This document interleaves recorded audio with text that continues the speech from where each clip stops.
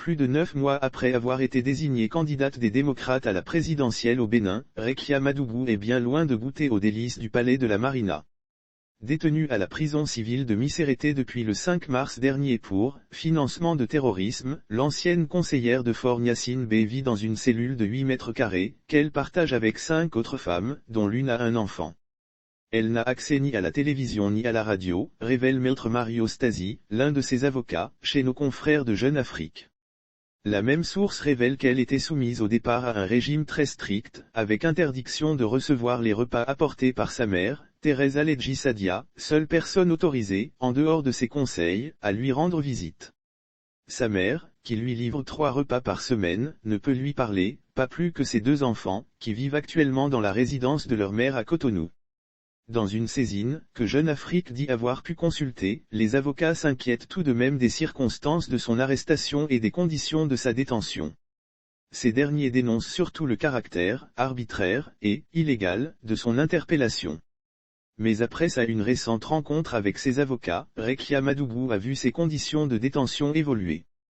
L'ancienne ministre de la Justice de Thomas Boni YY a désormais le droit de recevoir les colis de sa mère et d'exercer une activité physique quotidienne, écrit JA. Dépeinte comme un agent déstabilisateur par l'entourage de Patrice Talon, elle est en revanche, érigée en figure de la résistance par ses soutiens. Revenant sur les raisons de l'arrestation de Rekia Madougou, le procureur assure notamment que les enquêteurs ont les éléments prouvant qu'elle aurait financé une opération qui prévoyait le meurtre d'une autorité importante de Parakou, dans le nord du pays, puis l'élimination d'une seconde autorité politique, à l'occasion des obsèques de la première victime. Maître Antoine V, l'un de ses conseils, évoque pour sa part un scénario délirant. Personne ne peut imaginer Rekia Madougou, ancienne ministre, femme respectable et respectée, donner de l'argent en vue d'assassiner quelqu'un, estime l'avocat français.